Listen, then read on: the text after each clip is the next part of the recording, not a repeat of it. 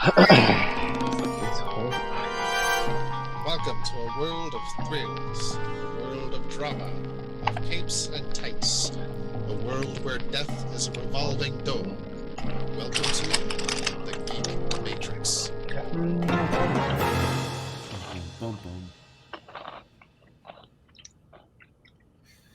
Hello, everybody. Welcome to the Geek Matrix DC Comics Review Show number... Where the hell did my thing... Oh, there it is. I was going to say 6 again. 228. Sounds like I'm down bound and determined to make it to 600 episodes. Yes. Yeah, but this is number 228, at least for now. One day we'll make it to 600. Okay, now I have my dinner order tomorrow. All right. So All right. my wife just asked me to pick up dinner tomorrow on the way home from work. So, Nice. yeah. So, how's it going, guys? Josh and Brandon are here. I'm here. We are here. Hell yeah. You are there. Am I? No, but they are. What's that line from Young Frankenstein? Oh, I can't remember it now, but I love I have no idea. Werewolf? No, their wolf. Their castle. Their castle. That's right. Yeah. Okay. So, sorry, that just got stuck in my head. It's been a long day. Why does Quincy Sharp surprise you so much? Because I don't like. There's not often a lot of Quincy Sharp References? yeah, like appearances. wanted- For me, the biggest appearance for him was the Arkham games. Yeah, and I mean that's what I wanted. I wanted like background characters that were worthy of including, and I didn't want to have a whole bunch of characters that I would want to give at least one go round fucking playing the game with. All of those characters have different missions. Have seven different things they can do. What? I got 3 more for you. Oh, One, do you have the question? Yes. Okay. 2, oh frick, what was his name? Crispus Allen, the detective who became the Spectre. I think he was in Gotham Central. Correct me if I'm wrong, Brandon. That's correct. I believe he was. I can't remember the question's name, but her partner, Renee Montoya. Renee Montoya. Yeah. Really, any of the people from from Gotham Central. Yeah. What is his last name again? Allen. Allen. Allen. Right. I will add him as an NPC as well. And lastly, Officer Aaron Cash. If you're going to do Arkham character. Aaron Cash in there. Oh, you do have Aaron. Oh, okay. Oh, I yeah. missed that. Yep. Fair enough. Yep. Matter of fact, he's the first character listed. Oh, yeah. Wow. Okay. I got to go through the list again. Fantastic. Yeah. All right, guys. Speaking of comic characters. Yeah. We got a lot of comic characters to talk about today. Sure. But was there news? I feel like there was. I don't have any. I know there was wrestling news, and that's pretty fucking exciting wrestling news.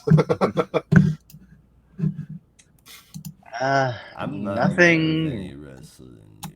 Yeah, no comic news that I can remember right now. I did finally get my new Teen Titans collection across the country, and now it's Nice. here. Oh, yeah. It's like looking at it is like hearing that Reunited and It Feels So Good song over and over. I just heard that in my head when you said At last. Reunited and it feels And it does feel so good. Yeah.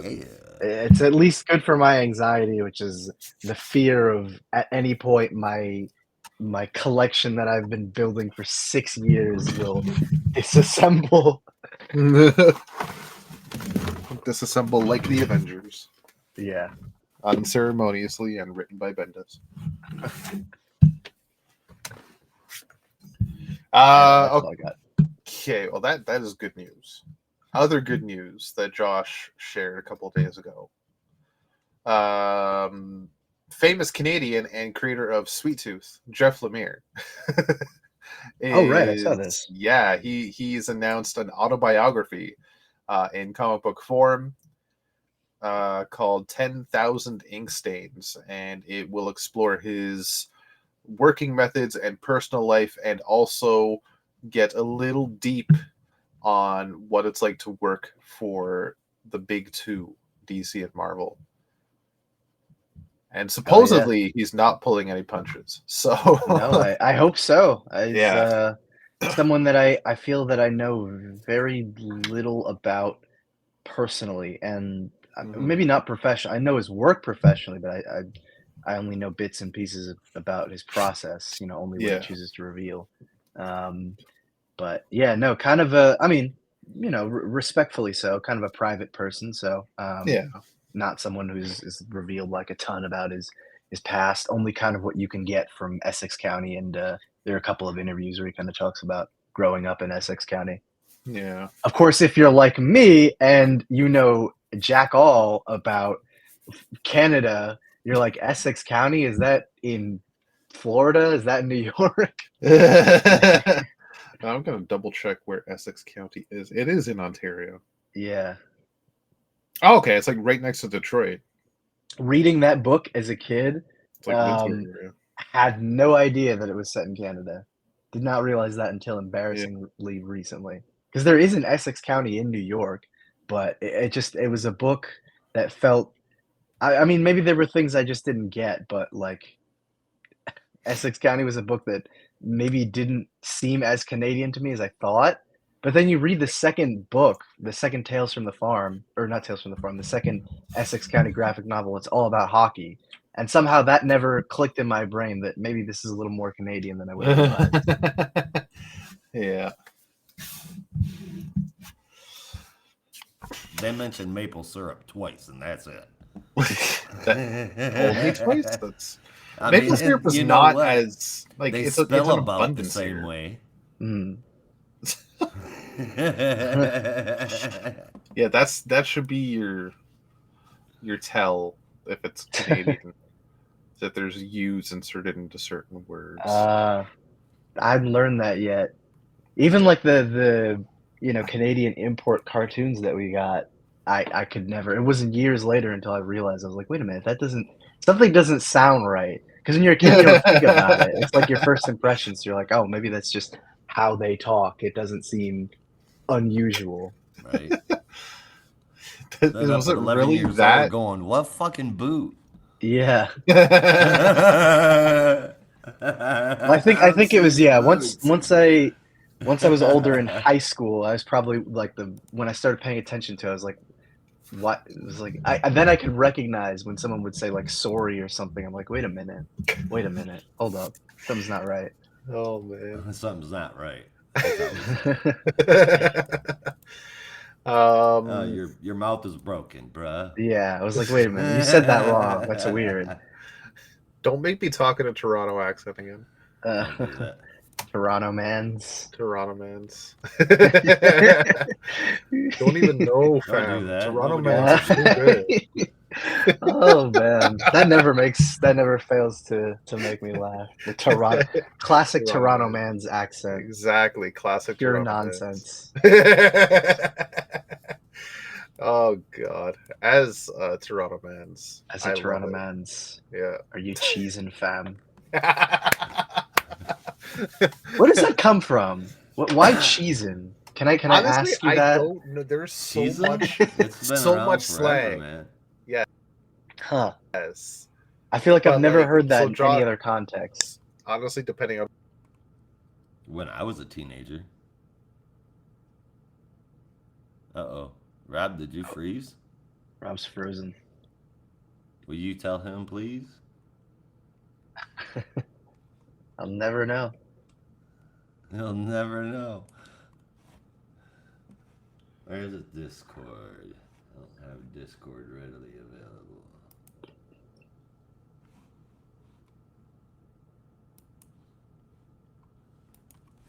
Hold on.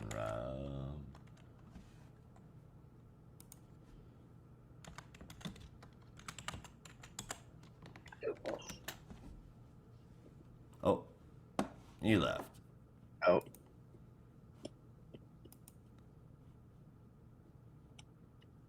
Huh. And I completely forgot what he was talking about. The Toronto man's accent. Oh, right. How could I forget that, bro?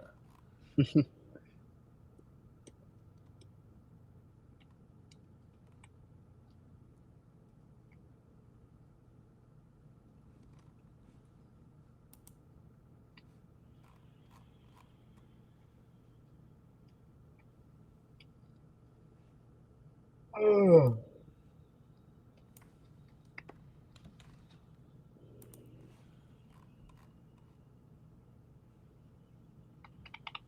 Well, I don't know if he's even, it says he's online. Huh.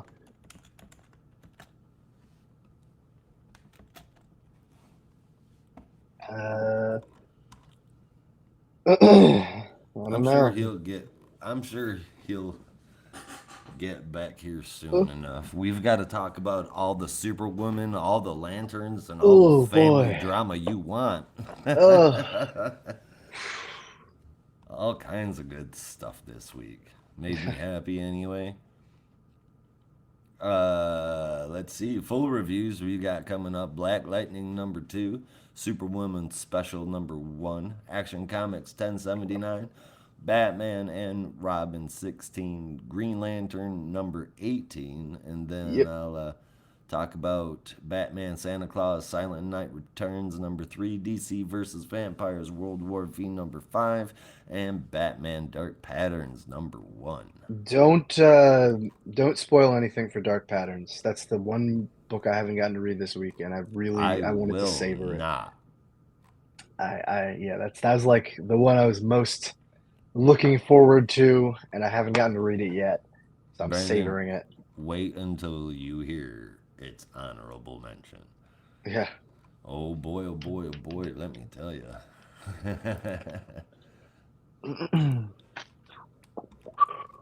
Let's see.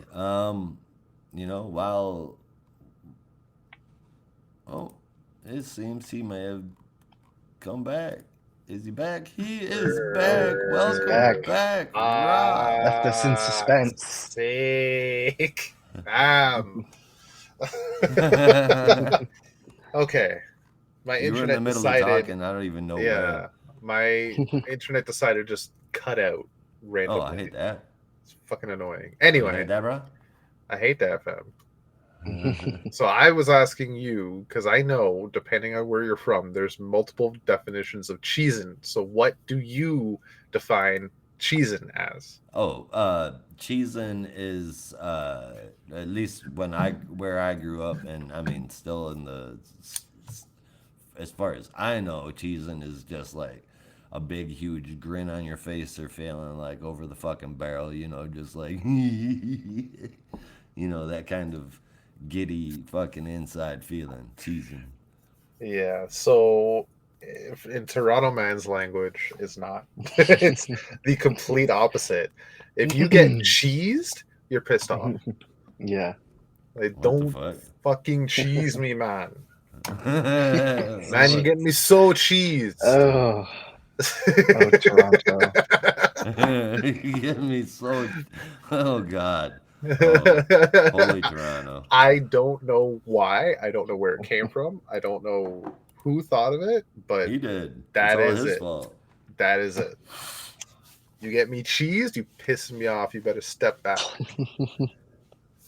How often have you heard someone say that being around Toronto? All through high school. Oh my goodness. If anybody was even slightly urban, they said it all the time. Oh my God. Yeah. And I grew up in an urban center. Like, I heard it all the fucking time. Surprised I've never heard you say it. I never really adopted that slang the too Toronto much. Mans. Even though you are a Toronto man. Yeah, I'm a Toronto man's. I know the lingo. I can speak it, but I don't actually use it. I still say dip. Me and my wife, we still say dip. Dip. Dip? Yeah. Like to leave? Yeah. You gotta dip out. Yeah. Yeah. Dipset. Yeah. That's about it. Toronto Man's Language is fucking hilarious. You're telling me.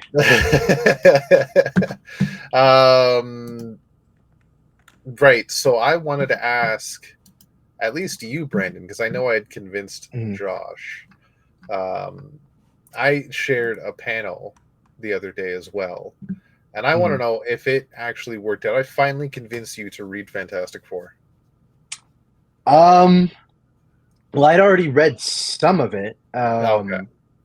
but definitely makes me want to get into it more. It's funny because Yeah. I was thinking about it too because I can't remember. It was like a couple of weeks ago.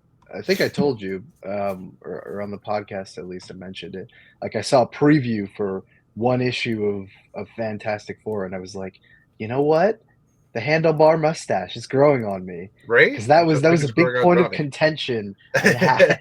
I was just like, oh, it's killing me. He looks like a Hell's Yeah. Angel. But no, all I've heard is that the series just continues to be fun. Yeah, it And it is. really does make me want to just finally get back into it. So one of Like, these days, I think I'm just gonna crack. Ryan North takes it up to 11 on 2 points where he really emphasizes on the science, but also emphasizes the family aspect, Yeah. which I think was lacking from a lot of Fantastic Four the past couple of decades. And this one, Ryan North has gone full head on into the idea of they are the first family and they are explorers of science. And those are the two like foundational themes in his run. Also a very easy read because there's very few multi-issue arcs. Oh, okay. I think the biggest multi-issue arc he had was 3 issues. Yeah. Most of the series so far has been single issue stories. So it's easy to digest. Yeah, it's just fun little adventures here and there. Some are funny. There was one issue that stood out for me, and it wasn't funny in the slightest. In fact, it was damn near horrific. But it was like a space age sci-fi thriller. It's just like, oh my god, this is awesome.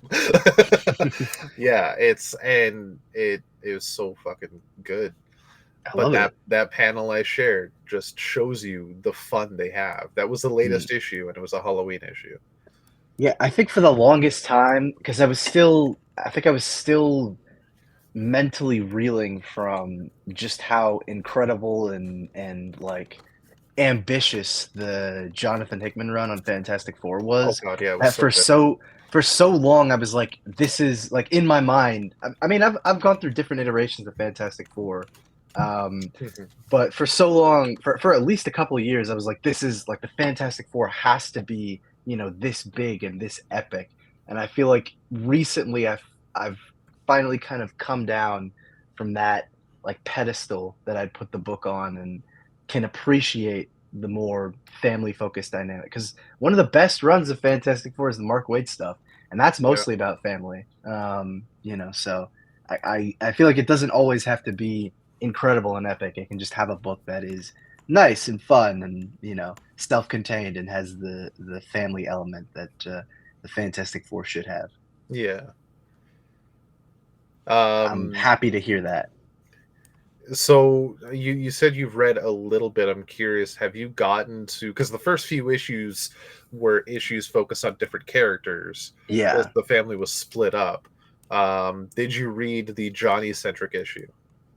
Yeah, he's working at like the car dealership or something like that. Yeah. So you see, because I know the handlebar mustache was, like you said, a point of contention for you, as well as it was quite a few people, but like that issue does kind of explain why he did it, and it kind of makes a little more sense. Like, it's such a minor change to the story and to the character, but when you read that issue, you see it has some weight to it. It's got some purpose.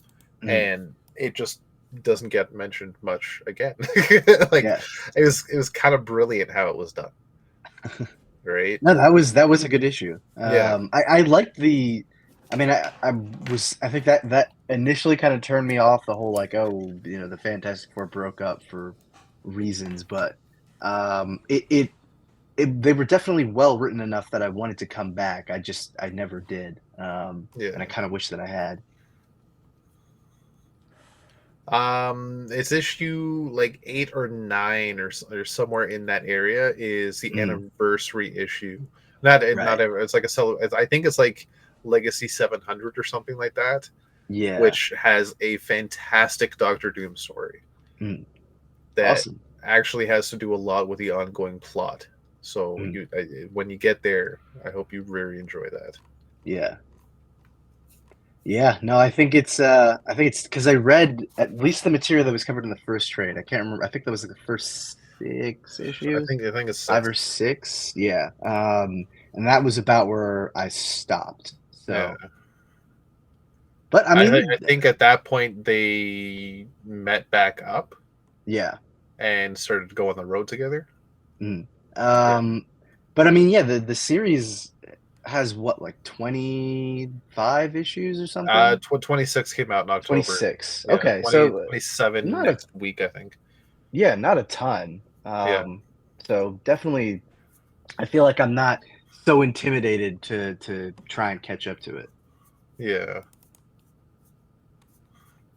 And it's going to be very exciting going into the stuff with Doctor Doom next year, because a big point for Reed across this series that very much came up during the whole, I don't remember what the event was called, thing with the vampires and a couple of other issues here and there, is that he does not believe in magic. He believes magic is just science that has not been understood yet. Oh yeah, that's been a long running thing. Yeah. And that is a major point so far in this series. So with Doctor Doom becoming the Sorcerer Supreme and having like a major fucking story arc next year, I'm very excited to see what Ryan North has planned for Reed. This really must be kind of like a callback to the Mark Waid stuff, because that was it wasn't a big theme throughout the run, but it was a big theme throughout one particular arc where Reed basically has to learn how to do magic. What the? Yeah, and he's not happy about it, but Valeria gets kidnapped by Dr. Doom, who's now has like fully embraced his sorcerer roots, and that's a whole other thing. But he basically starts that arc off being like, no, magic is just a science that we fully don't understand yet. And Sue's like, you are so full of it. So interesting to hear that. I kind of like that. Yeah, so it's I'm glad you like it. Yeah. Well, also, I think it's only a matter of time for me, because I really do miss reading the Fantastic Four. I miss reading Spider-Man, so. Yeah. I mean, hell, with the new creative team on Spider-Man, I've yet to read the new team. I haven't even given it a chance yet. Yeah. I have it saved and ready to read. I just haven't gotten into it yet, but I've heard it's decent.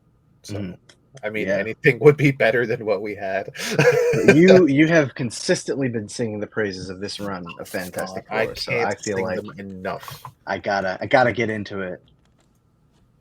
And dear listeners, please, I implore you, do yourselves a favor and just give Ryan North's Fantastic Four a solid chance. The first 6 issues might feel a little bogged down and slow, but that is just a start. And once the family gets back together, it hits the ground running. Yes. It is awesome. So fucking good. Josh is about halfway through the run now, I think, and he's been saying some good things about it too. It is. Oh yeah? I paused it, I put it down, but it is really enjoyable. I didn't put it down because it deserves to be. Yeah, there's some very fun stories in there. All right, well, I'm happy to hear that. I'm very happy to hear that. McFarlane news. As I was looking at my McFarlane figures, I was thinking, I knew there was something. Yeah, Wildcat officially announced. Awesome. Yeah. Yes. My only gripe is the mask. Yeah, that really awkward. Seems to be a big point of contention for a lot of people. Yeah. I get what he was trying to do. It just didn't translate well. Yeah, it just looks It's kind a of little awkward. flat. Yeah. Yeah, I think that's the big kind of gripe I have with the figure. Yeah. Everything else, the sculpt and everything is great. I saw some people saying he looked too skinny, but I'm like, if he's a young Wildcat, I feel like it makes sense. And also, I don't know. I mean, like Ted is big and he's certainly been burly, but I never think of him as being like a behemoth or anything. He usually is No. pretty, like as a pretty lithe body. I don't know if I'm using that Yeah. word right, but yeah, I mean, I didn't have any major problems with the yeah. sculpt. The build I think is fine. Like Mhm. he's a boxer, but and so he's obviously strong, but he's a quick boxer. Yeah, And the quickest aren't necessarily like big bulky guys. no. No, but then there's Mike Tyson, Yeah. There are exceptions. 30 years ago. But Yeah. I don't know. He was dodging some hits from Jake Paul, but a lot of people are thinking that match was fixed now, and I wouldn't be surprised. mm. Wouldn't be surprised at all. Nope. Well, that actually segues me into the wrestling news. Speaking of a Paul, I am appalled that it took this long, but Logan Paul has announced that he's retiring from wrestling.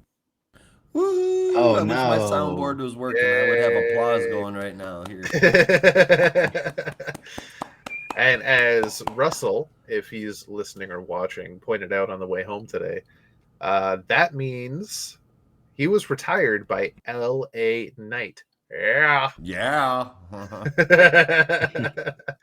What a way to go.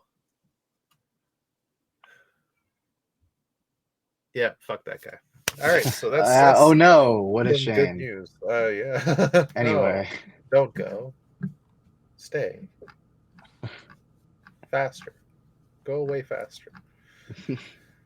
All right. I think that is about it. Oh yeah, you think so, huh? I think so. At least that's all I have. Is that it for the news with you, Brandon? I got nothing. You got nothing. All right, well, let me go ahead and hop on over to those honorable mentions I was talking about earlier. Variant covers up front, and first amazing variant for Action Comics by Jason Shawn Alexander covers B and C, connecting from Mark Spears on Green Lantern is really cool. As is the only way I can describe it, the funky fresh cover of Joe Moline by Leslie Lee, Batman and Robin from Dan Panosian. I know I'm not saying that right. No, that's right. Oh, is it? Yeah, Sweet. Dan Panosian. And then all four Superwoman variants by Dave Wilkins, Elizabeth Torque, Edwin Gelman, and Mark Spears.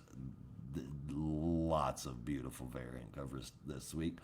Gotham City Sirens on cover number 1, exactly what you think it is. Awesome art, 8.5 out of 10. Batman, Santa Claus, Silent Night Returns number 3. I don't understand how a Santa Claus book can be this good. It's unbelievable, but it's such a good read and pretty great to look at. 8 out of 10. DC vs. Vampires World War V number 5. The crazy continues as a connection to the Speed Force is discovered, and you won't believe what's going on with Cassandra Cain. 8 out of 10. And then finally, Batman Dark Patterns. Let me break down everything that happens in this book for you. I'm just kidding. It's dark, it's gritty, and it feels real. The art helps the story paint that kind of picture too. Dan Waters, Hayden Sherman, and Triona Farrell are bringing Batman to a whole nother level. 8.75 out of 10. And those are all the honorables worth mentioning. Hell yeah. Awesome. Also, a facsimile edition of Green Lantern number 59. Oh, yes, that did come out. Yes. The famed first appearance of one Guy Gardner. Yeah. I gotta Is get it the that. one where he's got the standing over Hal with the lantern in Yeah. hand, and yeah. Yeah. He's like, I'm the lantern now, or something like that. I don't know. I Yep. can picture the cover, but I can't remember what the bubble says. Yeah. Yeah. I gotta get that. It's funny because like after that appearance, he would never be that brash until the 80s. Yeah. Every time he showed up in like a Became random teacher. issue of Green Lantern or Green Lantern Green Arrow, he was kind of neutered. I remember one he was just like floating in the Phantom Zone, kind of like Yeah. a nobody at that point. Okay, I gotta revisit my timeline of it all, but he was in a car accident at some point. Yeah, he was That kind of like messed with his brain. crippled or something. But his mind was a little messed up. Yeah. He couldn't remember a lot of stuff. So I don't remember if that's what caused him to be a little more tame, or if the writers have changed him. I think you could say a little bit of both. Yeah. But probably more the latter. Yeah. And it wasn't until like Crisis when he finally reverted back to being a dickhead. Fucking dickhead. Yeah. All right. If that's all the honorables worth mentioning. Those are all the honorables worth mentioning. Funny you should mention that. Yeah. Honorably. So I guess that means we'll go on over to a commercial. Yep. So away we shall go. And just like magic, we'll be back in a flash. Flash. All right. Excellent. Commercial over. Thanks for the whoosh. I'm still here. I just need to grab something. Where are you rolling off to? I am fucking cold. So I'm going to put on my Batman robe. Well, speaking of flashes.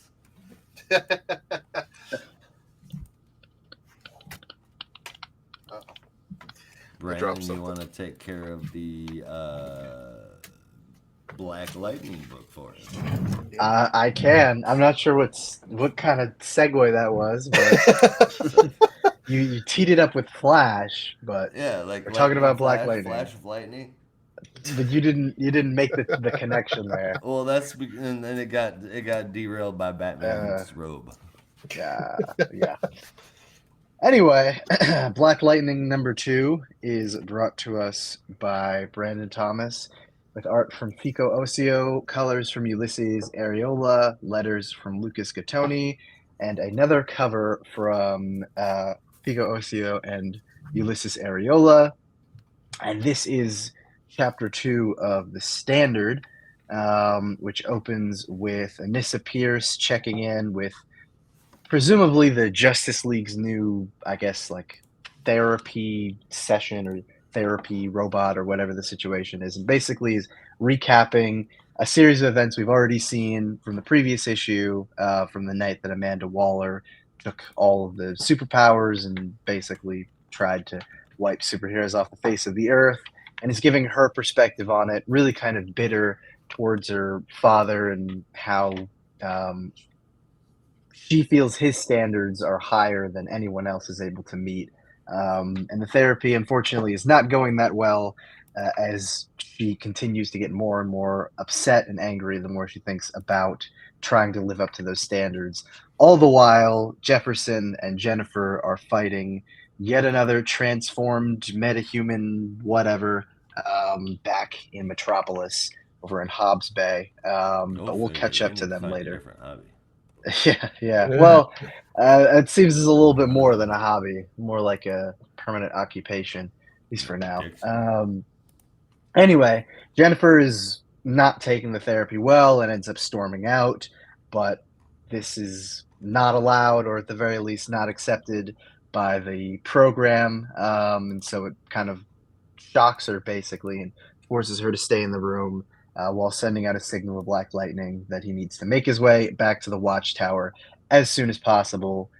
So we cut back to Metropolis, where they're getting ready to head back, and Thunder checks in with the young metahuman who had kind of had his powers explore all over the bay, and reassures him that everything will be all right. They'll get to meet with Natasha Irons and soon be okay. But they can't quite head to the watchtower yet, as they need to report to yet another disturbance, this time a temporal disturbance, according to the Atom, as they make their way over to the Metropolis International Airport, where dinosaurs are attacking.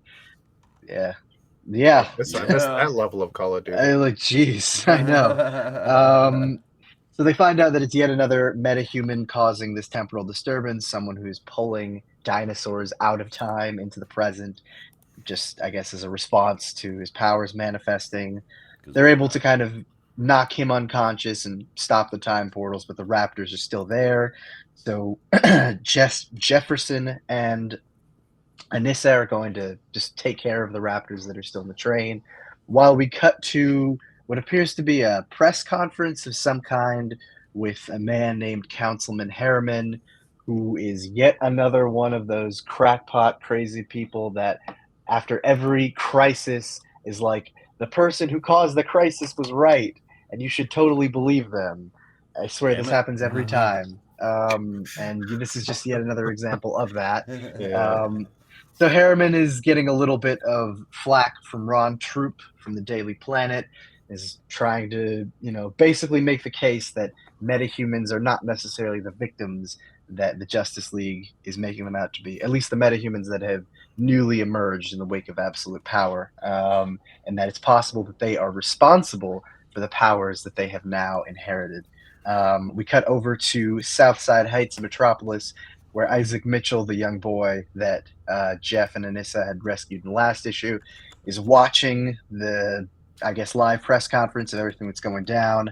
But his mother cuts the feed off and is basically like, don't watch this crap. It's not worth your time. Think about all the good that has happened to you. You met Black Lightning, you met Steel, you met, Thunder, or Lightning. Like, it's not so bad, and honestly, you should not be worried about these crazy people. But we cut back to the watchtower, where Jennifer is pretty much just like, I'm out of here. I'm tired of dealing with this therapy. And this is kind of why I didn't want to tell you that my powers were going crazy. But Anissa talks with Jennifer and at least seems to calm her down a little bit before they head over to Steelworks, where there are protests underway, basically following up from Councilman Harriman's rhetoric. And a bunch of people are just saying that the metas are a danger and that Waller was right again, because of course this was going to happen after a major crisis.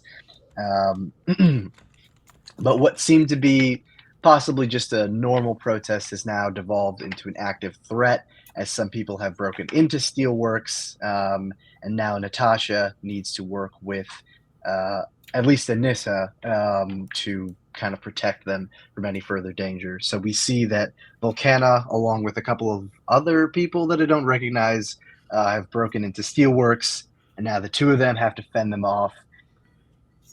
So Natasha calls for armor in a very Iron Man kind of sequence, and manages to suit up alongside Anissa before the two jump into action to keep Steelworks safe. And that's where our issue ends. Yet another awesome one, awesome art, great character work. Yeah, I'm really digging this series, and I'm hoping it's one that can continue beyond. I think it was said it was going to be like 5 or 6 issues, but I hope it goes a little bit further than that if the sales are good. But yeah, no, particularly I'm just loving all the great character stuff that they've been doing, especially with Jennifer and Anissa, who I feel like haven't always gotten the most attention. So it's great to see them get the spotlight here. And then the ending sequence, which, spoilers, may or may not be my favorite moment for this week, was just really cool seeing Natasha suit up like that before her and Anissa jump into action. So yeah, no, I really dug this one. Gave it a 8.5 out of 10. I will battle you in Pokemon TCG for that favorite moment of the week because I will lose. I will God, definitely lose. was it ever good? Why do you think I picked that game? Because I've been playing it for fucking years. Of course. Well, I challenge you to drum off. Oh, We'll see who will win. I've got a couple of sticks. Okay. I'll lose, but I can do something. Well, that's why I picked it, because that's something I could do a couple of things. I've never been in a band like some people. They're awesome. You know what? Okay, we need to be like civil about this and fair. Josh, you pick the game. Beer pong. Beer pong? Oh. Okay, I've played that like twice. Oh wait! I know something Beer that we pong. could actually do without having to wait forever is a game of Jeopardy. Can we do it before the end of the show? Because I mean, we're fighting over favorite moment of the week right now. Oh god! I mean, I don't know how you're gonna pull off beer pong. Can't we just share? Oh, maybe so. I should teach my daughter some good values anyway. So good point. You can just pretend that you were somehow really good at it, but you didn't actually know how to play because you never played before. Yeah. Well, it was just. I'll say I might have another favorite moment of the week later on, but we will see. But no, that was such a cool moment. When I read it, my jaw nearly dropped. I was like, oh my god, this is so fucking awesome. And it's at that point I was like, you know what? Steel is cooler than Iron Man. Fuck Tony Stark. Go Natasha Irons, go John Henry. Yeah. Like, I'm all for Steel now. But no, this issue was fun in some interesting ways. A lot of family drama, understandably so. I wish there was a little less, but it's making something for some very good character moments in this family. I agree that this should become an ongoing because, damn, Brandon Thomas just needs an ongoing by now. He's had like how many miniseries? Give him a fucking ongoing. Well, maybe not a few, but definitely a couple at this point. Yeah. And it would be nice to, to finally get to stretch his legs. But I also see so much potential in this series of Black Lightning being kind of the official Justice League metahuman liaison or director of like the metahuman thing. Like there's so much more they can do as the Justice League story continues to unfold.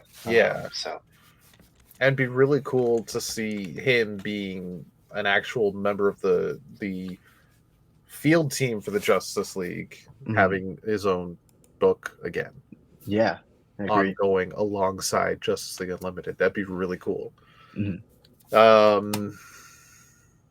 Yeah, no, that's about all I could say right now. It was a great read. I'm excited to see what's going to come next. I'm giving it an 8.75 out of 10. Oh yeah. And I mean, conflict, relationships, new characters, new powers, Natasha rocking a new suit, Iron Man style, like you guys said. I didn't put that together, but I mean, it's right there. It's pretty cool to see that in print, and I say that because one, I like the Black Lightning family of characters, and two, it's really good. Osseo's art's awesome, and the story definitely has me interested. Black Lightning gets an 8.25 out of 10 from me. Hell yeah. Oh yeah. It's I'm glad it's back, man. It's feeling pretty special. Yeah, I was gonna say it was quite a super story. Indeed. But yours was better. All right. Yeah. Faster than a speeding bullet, perhaps? Or at least the speeding editor. Perhaps. Yes. Because she wasn't faster than a speeding bullet, as we find out in Superwoman Special number 1. Tag. I say number 1, but let's face it. it's just gonna be the only one.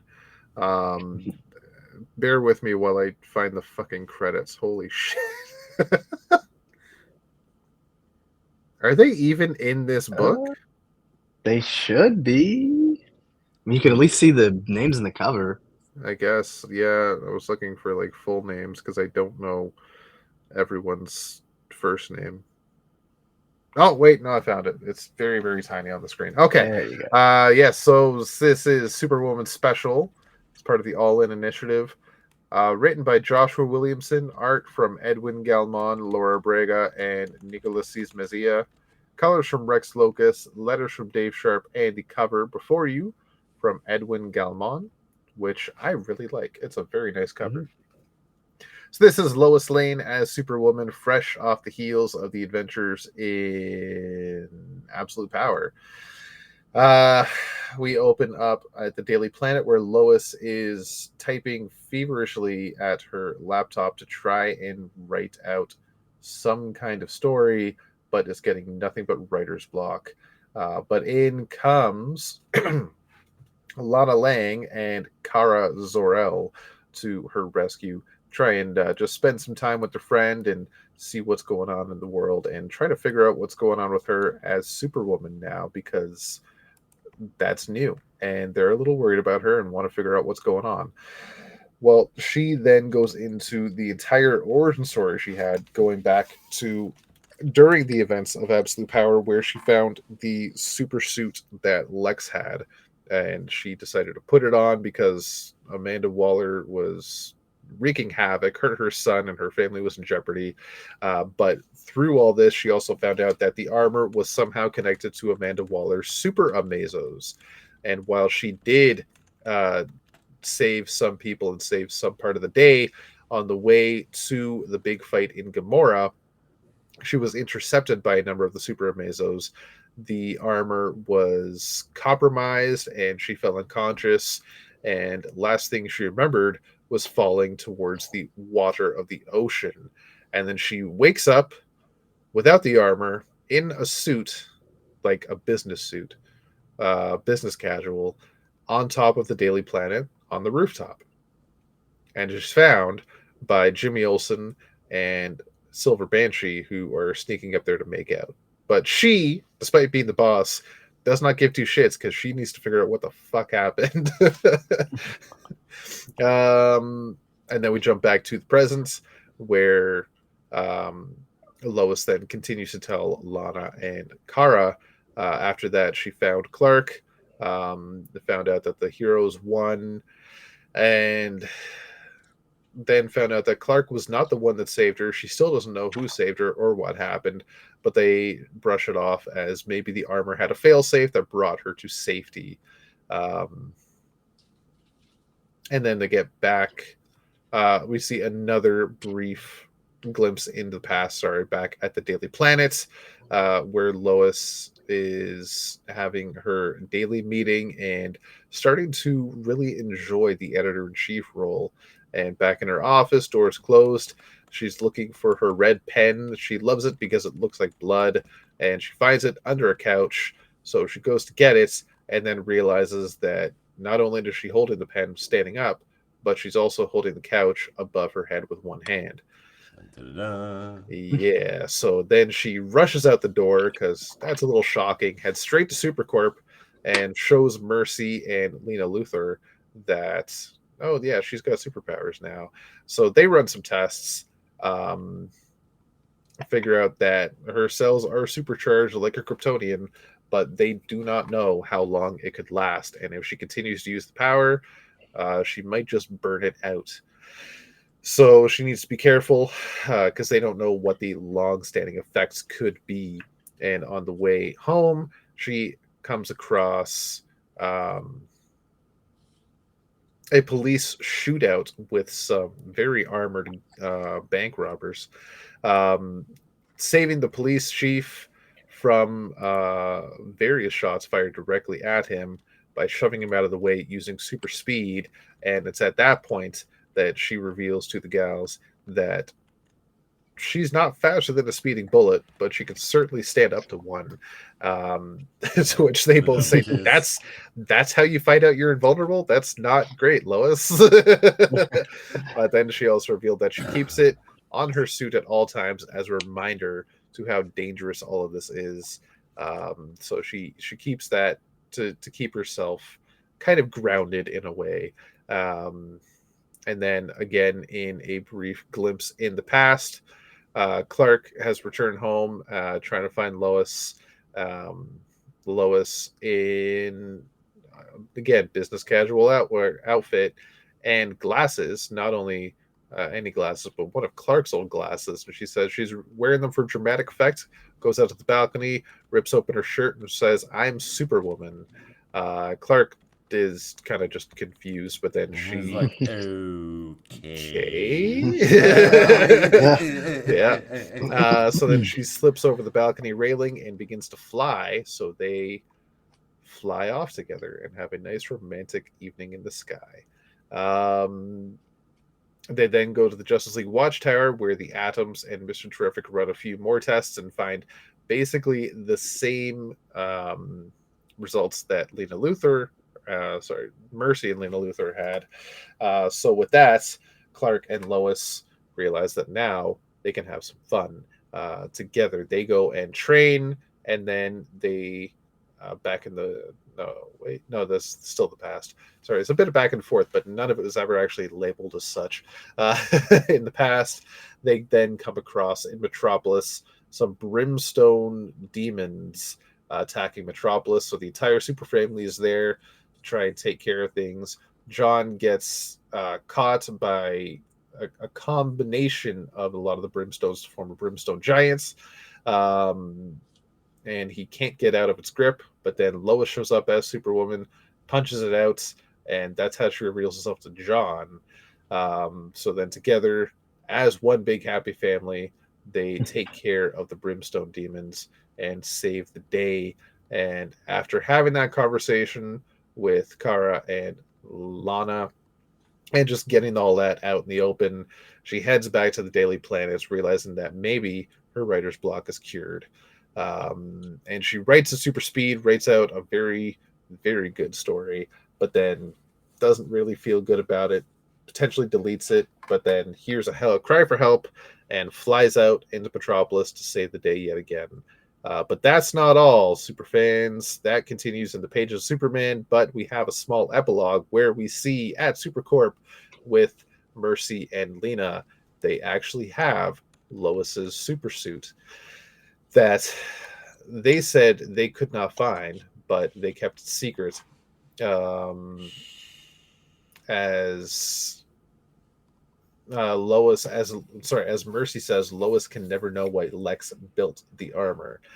We then see the Atoms on the Justice League satellite talking about Lois's powers and how after the events of Absolute Power, some of the powers are all mixed up. But the problem is, Superman's level of power is extremely rare, and everyone who has that power is accounted for. They all still have it. So that begs the question, whose powers does Superwoman have, and what's going to happen when they find out she took them? As we see in Deep Space, Zod. Dun, dun, dun. Whoa. The beginning. So I hadn't read this issue before I saw the epilogue.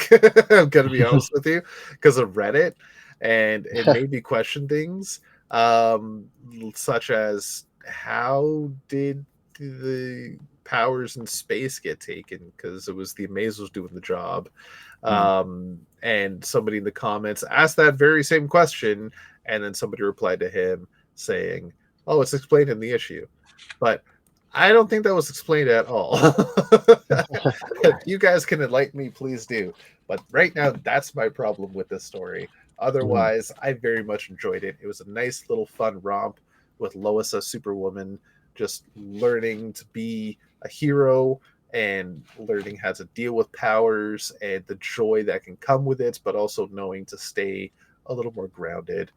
Basically, a fast-paced look at Clark Kent's life growing up with superpowers. I thought it was a nice little touch to have Lois Lane, who's already got somewhat experience with this in a way, but no real experience having them herself. It was really cool to see that unfold in real time. And the pairing of Kara and Lana to come talk to Lois and be their be buddies for her, and just be a sounding board for her to bounce stuff off of, which is really cool. You have Superwoman, and Supergirl all together. I thought that was a really cool little trio. Also, Lana's little nod about you could be Superwoman blue, I'll be Superwoman red. I'm like, fucking A. Yes. Oh, God. That's a New 52 callback, and even that was a callback to the 90s. Yeah. I don't care. I really liked the Lana Lang Superwoman series. That was cool. I don't know how you guys felt, but barely remember it. yeah. I really enjoyed it. I've got all 3 trades. I remember like Lois died at the beginning. Yeah, that was a bit of a surprising first issue, and it's honestly what kind of hooked me, because the ad campaign for weeks to months before that was Superman is dead. Yeah. Superwoman will rise, and the ad campaign just had Lois, and that was it as Superwoman, and that was what drew people in to, okay, we're going to see Lois Lane as Superwoman. That's cool because Superman's dead. And then the first issue happens, and it's Lois and Lana. They're sharing the power of Superwoman. And at the end of the first issue, Lois dies and doesn't come back. And then, surprise, it's a Lana-centric book. I'm like, what the fuck? That's not what I signed up Lois. You know? Yeah, it's not what I signed up for, but I think I'm going to stay for the sausages anyway. Like, it looks good. Right, but no, that's an entirely different time in comics. This is a modern day Superwoman that I am honestly all for. I really like the art. I really like the story. I thought it was interesting. As long as we get a bit of a more concrete explanation as to why Zod's powers, while being somewhere in outer space, could be taken, despite the Super Amazos being centered on Earth. And I thought mostly taking powers of people who were on Earth. Yeah. Yeah. And can I also just nitpick something? This has been in my mind for years, if not most of my life. It's been a running gag in Superman comics that Clark would always hit his deadlines for his stories, despite spending 23 hours a day as Superman, because he would type at super speed, right? And now Lois is doing the same, and that's been a cool little thing. It's a cool little sight gag for Superman comics, right? But like, what kind of processing power does this computer have that it could take the characters at super speed? You know, even a typewriter would fucking explode. I mean, I guess it depends on the amount of pressure that's being applied with each type. Well, for a typewriter, yeah, but like, yeah, because I mean, you could still type really fast, but not necessarily type with a bunch of force, you know. But if you're using a typewriter, like the paper's got to move. Yeah. And like, if you're typing at super speed, that slider's going right out the fucking wall. Or you just give it, you just give it like a little tap, and that is enough, because you have super strength. That is enough to push it to the other end. I'm just picturing the entire story on one letter. Like, it's all there's just one letter piled on top of each other over and over again. And if you read it linearly, it's a fucking story. But even the computer, like, how fast can a person type on a computer before it needs to catch up? You know? I mean, I've seen some people type pretty fast. And I've seen some pretty slow computers that I type pretty slow and it has to catch up to me. I don't know, that thing always bugged me. I'm just like, there's no way a computer in the 90s is taking this story in 30 seconds. But that's just a nitpick on my part. It's fun to think about something like that. It is. Yeah, so I'm gonna give this issue an 8.25. Tentative Nice. 8.5 if we get a solid good answer as to what the fuck is going on with Zod. Yeah, 8 out of 10 for what's me. going on right now with Zod. He's sitting there being really pissed. Yeah. What happened to my powers? Is that nothing new for Zod? Like A little bit more now that he can't fucking fly to the bathroom in the middle of the night. Yeah. I thought this was a great Superwoman blues story. Got a chance to see Lois dealing with the powers. Got to see her, Kara, Lana, and Lois all suited up together. I wish Paige was there. The rest of the super fan was. It'd just be really cool to have a double page splash of just the super fan femmes. Girls get it done. Cool. Yeah. Sorry.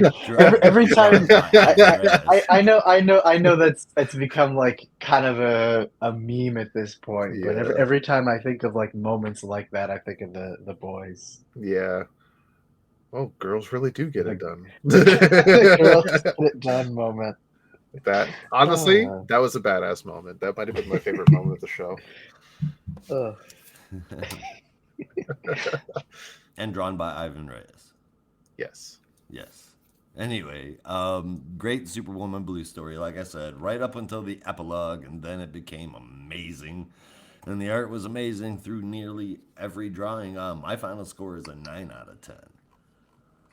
Nice. I'm honestly surprised, Josh. I thought, because I'm having problems with this issue, I thought you were going to share in my problems with this issue. I thought we were going to have the same problems. And being written by Williamson, no less. Yeah, I know, right? That's the thing, but like I'm that's even besides the point. I thought you were going to like share in my disdain. Playing around with the whole Lana and Lois thing. I mean, it's happened before. I can excuse little things like that because of Infinite Frontier, which he did and he's taking advantage of right now. But I'm excited to see where it goes, and if I'm being honest, I really, really hope that both Lana and Lois retain their powers. I know it's not going to happen, but I really hope it does. I mean, Lana definitely will because she's had them so far. But Lois, yeah, that remains to be seen. We still don't have a definitive answer as to what's going on with Lana and why she has all of her powers and how badly the Genesis is affecting her. But that's a different story. Oh yeah, that was during Steelworks, wasn't it? Yes. Yeah. I wonder if that will ever get addressed again. It better. Well then. Then, indeed. Yeah, Brandon, you gave your score right, an 8. 8 out of 10. Yeah, I guess I don't have too much else to add other than I also want to see where the Zod mystery goes. And there's always something kind of neat about seeing like a what would you call it? Like the classic superpower training montage. Yeah. So seeing Lois like slowly try to figure out her powers while Clark is there to cheer on. I'm like, oh, that's sweet. So Right, and I really dug that. naturally, she's acing it. What's that? Naturally, she's acing all of the training. Oh yeah. And apparently, I didn't even notice this, but I also saw some panels from this issue on the DC Comics subreddit, and apparently, well, I don't know if it's been confirmed, but someone speculated that one of the exercises that she was doing, which is flying through rings, is a reference to Superman 64. Oh shit! Which I thought was hilarious. I gotta check that out. I didn't even book that. I think you're right. I didn't think about it either. I didn't make the connection, but I saw someone say like, "Is this a Superman 64 reference?" I was like, "No way." Oh god, that's so good. Well, speaking of Superman, we got a book about him right now. Action Comics 1079.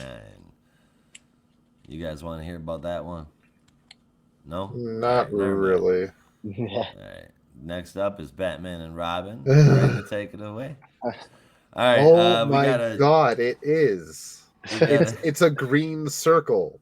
It's gotta be, right? That The more I is- think about it, I'm like, it's gotta be. It definitely is a Superman 64 reference. Sorry, Josh. I just needed a. Oh, you're all good. Holy shit! There's another one behind Clark. Like,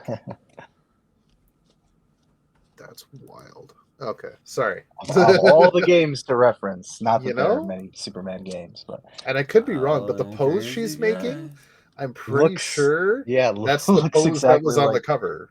yeah. Because that's like the classic Superman toss Mhm. pose. Holy shit. Oh, Superman 64, Yep. a game no one is nostalgic for. Nope. And it doesn't stop me from spending $10 buying the cart because I wanted it. Because why not? Exactly. It's history. One day, it'll be worth $12. Yeah, You maybe might be onto something. maybe even 15. I mean, dare to dream, I big. don't know. Like, let's not get overboard here. I know that seems crazy, but I believe. I'll take $14.50. And that's my final offer. Yep. You can buy yourself maybe a pizza Maybe. without tax. Maybe a pizza. Maybe a pizza. It might be a pizza. Maybe. Might not be a pizza. I mean, I was thinking like a whole pie, but you could definitely get at least 2 slices. Yeah. I mean, shit. Prices of slices around here, I could get quite a few slices. Hell, I could buy enough slices I could make my own pizza pie. Hell yeah, why not? Yeah. Just gonna put them together. Yeah. Be a small one, but that's all I need. I'm one person. Exactly. And you earned it, my friend. You know? You sold Superman 64 for a Exactly. decent price. Yeah. $14.50. Right. It's profit in my pocket. Not. Yeah. I'm okay with 6 slices because, man, if I cut that into 8, I couldn't eat 8 slices. Yeah. Well, you wouldn't have to. I don't know if I've ever eaten 8 slices in one sitting before. Yeah. Ever? Ever. Oh God, I did. I have. I've eaten an entire pizza I- full pizza. of once. I usually tap out at 4, Yeah. but well, Oh, no. that's if I'm really hungry. Have you ever heard that old joke though? Of What? somebody's like, how do you want the pizza cut? Do you want 8 slices or 12 slices? No. 8 slices is fine. I couldn't eat 12. I've never heard that joke, but I love that. That's hilarious. Yeah. That's funny as hell. Sweet. Oh, I'm totally using that the next time I order pizza in person. That's awesome. Something else that is awesome is Action Comics number 1079. It's a 2-parter with a cover from Clayton Henry and Tomu Mori. First up is Phantoms Part 10. Written by Mark Waid, artist Michael Shelfer, with colors by Matt Herms and letters by Dave Sharp. Oh, we start off with the Phantom Zone escapees already trying to take over Earth and control it. We also start out with everyone but Superman himself accounted for. Even Power Girl, the Captain, Martian Manhunter, Star Sapphire, Donna Troy, Zatanna, Firestorm, whole bunch of people, no Superman, helping fight the Krypton cons. And it seems the news knows about the Phantom Zone and everything to do with it. Before Mon-El scooped him up out of the sun, the Zoners, I prefer Krypton cons, but I guess that's what they're going with. They nearly beat Clark to death. Mon-El saves him. He recharges in his med suit and goes back out. A good majority of the Zoners are at the Fortress of Solitude, and Clark sends Dr. Light there to expose them all to red solar light so that they lose their powers. But the smarter ones are gone, like across the universe gone, attacking Gran, New Thanagar, and more. Wow. And then next up is Supergirl in Universe End Part 10. Rico, written by Mariko Tamaki, art from Skylar Patridge, with colors by Marissa Louise and lettering from Becca Carey. Well, here you go, Rob. I don't think he's on screen right now, but this is the action that he has been asking for. Destruction is there, confronting fear and pulling her toward him to continue destroying worlds. Supergirl speaks out against him and then steps in to fight on behalf of fear. Destruction starts to mock her for being only one person against a force of destruction, but that's when she says that she's not alone, and we see Fear standing next to her and Power Girl there psychically. We, things don't look so great for Destruction. So this has been like microdosing a really good story. And man, it really stepped things up in this one. Patridge's art is just a great fit for Tamaki and writing this particular story. It rocks. Action Comics continues to be a great book week after week with story and art every single week. That's amazing. That's amazing to me how they can do that. And I am so glad that this team keeps bringing satisfaction my way. I can't complain at all. Action gets an easy 8.75 out of 10. Oops. I will Nice. second that. Damn it. Yeah. I know. I will second that score, 8.75 as well. The Supergirl story is just, it's good. It's interesting. It's finally like we've got a lot of substance now that we're in part 10.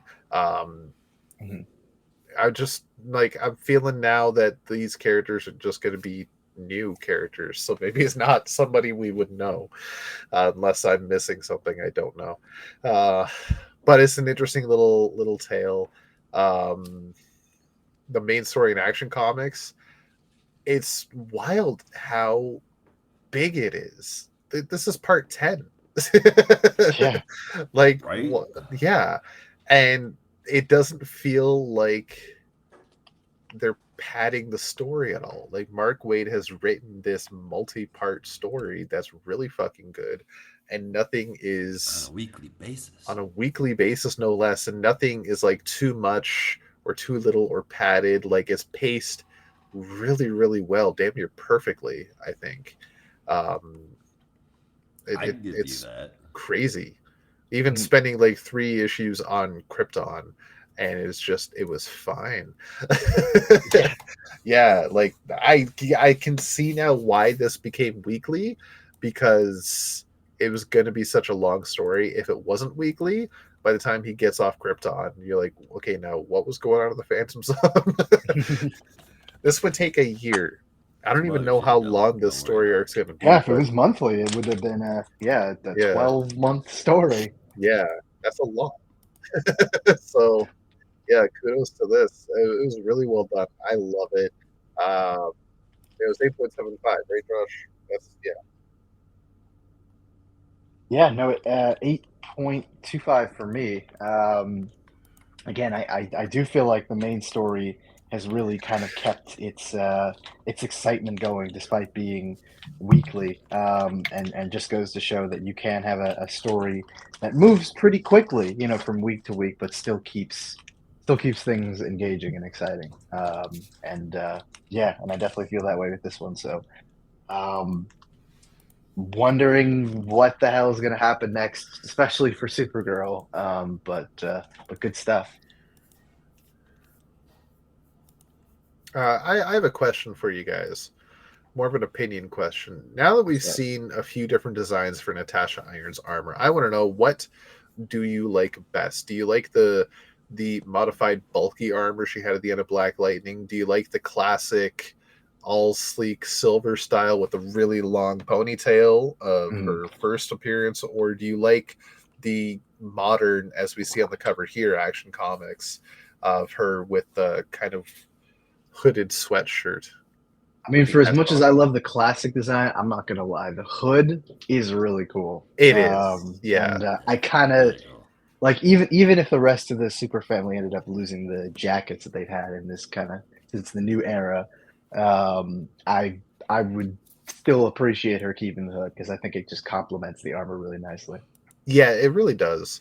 And kind of helps her stand out from her uncle. Yeah, yeah.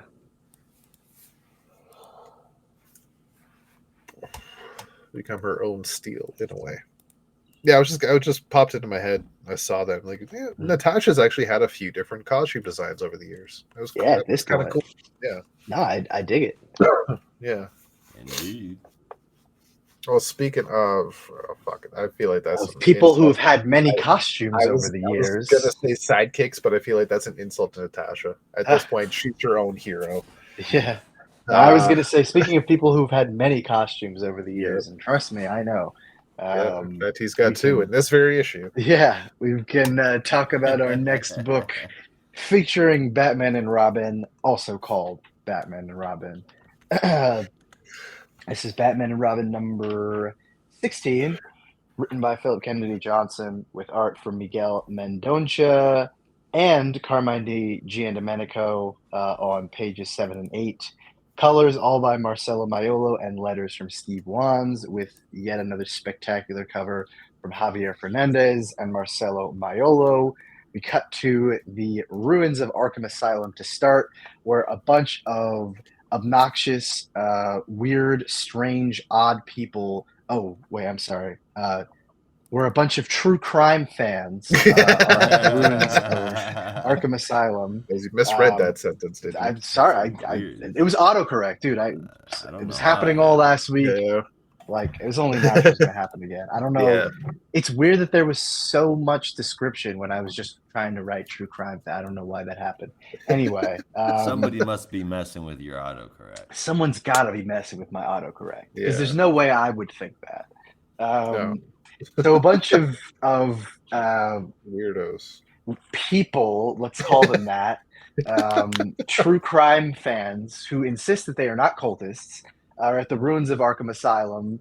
You know, perfectly normal behavior because they're so excited that Gotham City is about to become the new place for Memento to do some crazy, horrific murders, which naturally is the kind of thing you should be excited about. It's going down for real. Yeah.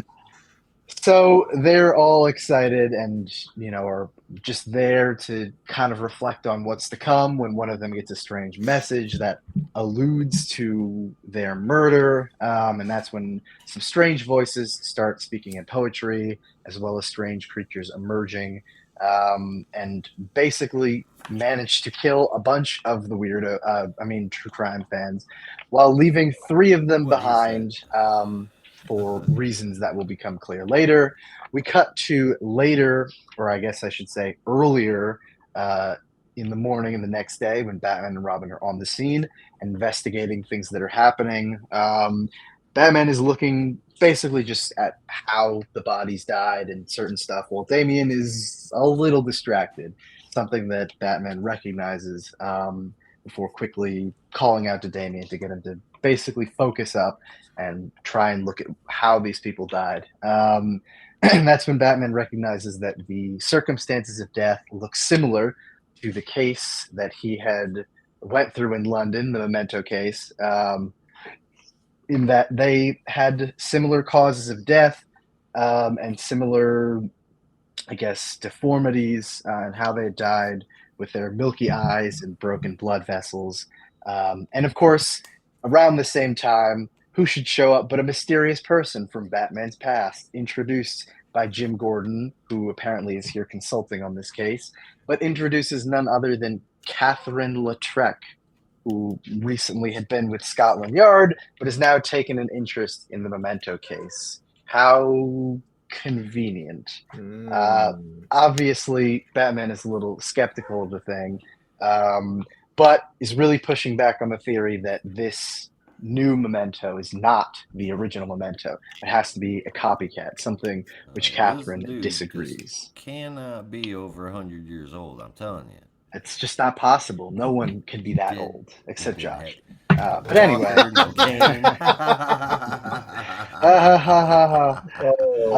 You So anyway, Batman tells Lautrec to meet him at Arkham Tower tonight at 9 p.m., where he's going to question a patient and tells her not to wait up. And we cut to Bruce and Damian in some wicked-looking stealth costumes running across the, I guess, rooftops at what appears to be the Gotham shipyards or something, talking to each other first in Russian, then in Serbian, basically just practicing their language skills. And Damian clearly has something on his mind that he wants to talk to Bruce about, but Bruce is very focused on the mission and wants to stay focused on that. But Damian kind of keeps pushing back, asking questions about Catherine Lautrec and personal stuff. And that's when Bruce is like, all right, you want to talk? Let's just talk instead of train because you're clearly unfocused. And he also mentions the fact that he apparently has been skipping school, seems more unfocused, and it just is distracted lately. And that's when Damian reveals that apparently he has been skipping school to volunteer at the library and that he forged Bruce's signature to get permission to work at the library from work at the hospital where the doctor we met in the first issue, Dr. Bashar, is working, which basically means that Damian is now a real teenager because he's forged his parents' signature and didn't tell him about it. So Damian has now become a true teenager. But it's clear that Damian's been struggling with something. We know it's the death of the little girl who had been injured in that first issue that is kind of weighing on his conscience while Batman is kind of trying to get Damian to divulge in what he's been feeling and maybe ask why he's been so unfocused on crime fighting lately, while Damian feels that maybe there's something else he could be doing. Maybe he could even take tonight off and go volunteer at Arkham Asylum, which apparently he had signed up to do today. So he kind of storms off angry and upset at the conversation they'd had, while Batman goes over to Arkham Tower to meet up with Lautrec and interrogate one Jonathan Crane, Master of Fear, who apparently might be familiar with the Gravedigger's Poppy, a mysterious drug or something of that nature that they believe Crane is familiar with, which he, of course, denies at first, but later is revealed to know quite a bit about it. And that's when Bruce goes full crazy Batman mode, tries to get more information out of Crane as he slowly realizes that the jig is up and that him trying to lie about not knowing anything just ain't going to work. And that's when Crane reveals that the man just wanted the poppy and that apparently he is the devil and has crossed an ocean just to punish Batman. And that is when he lashes out at the guard behind him, noticing that guard was just about to fire on Crane.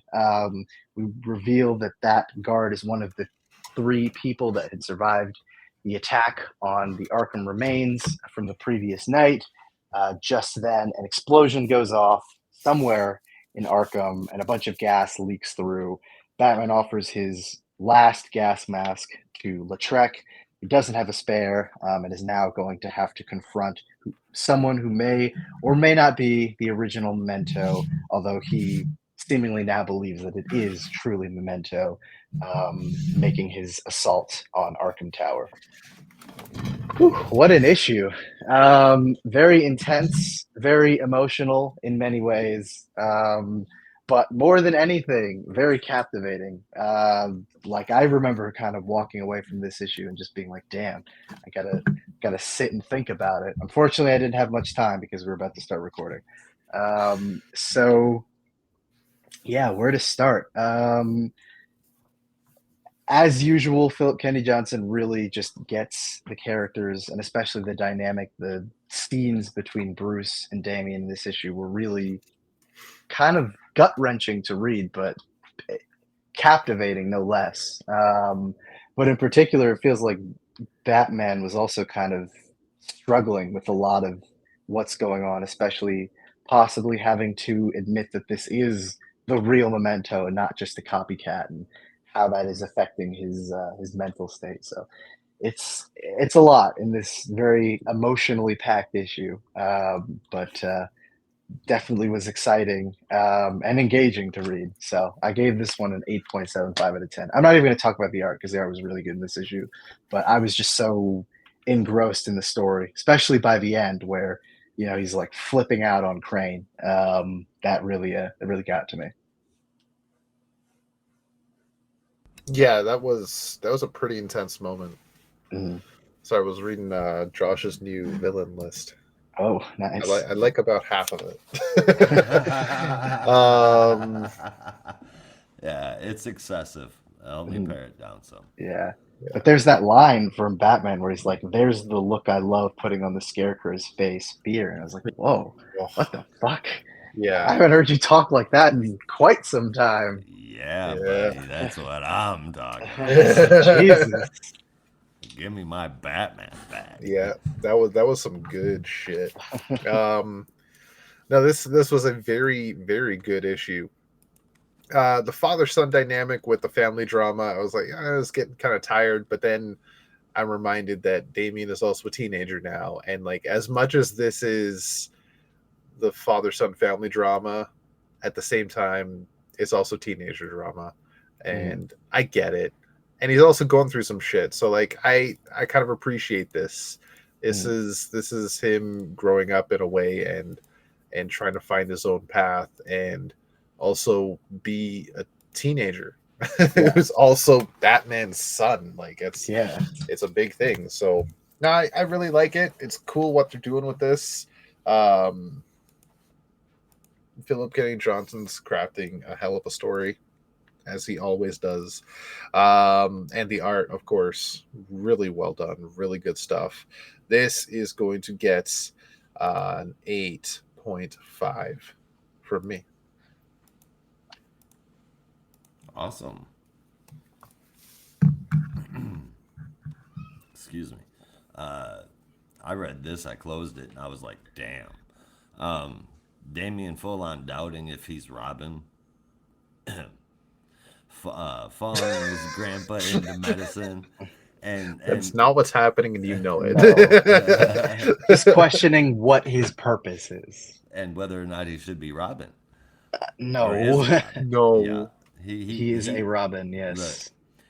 Look, he may be more interested in following his grandpa and his good grandpa into medicine. And what a hell of a burn on Batman with the Pennyworth dying because of Batman's mistake line. Jesus Christ. I mean, he's not wrong. Well, I know, but it's like, fuck you, Dad. Fuck you.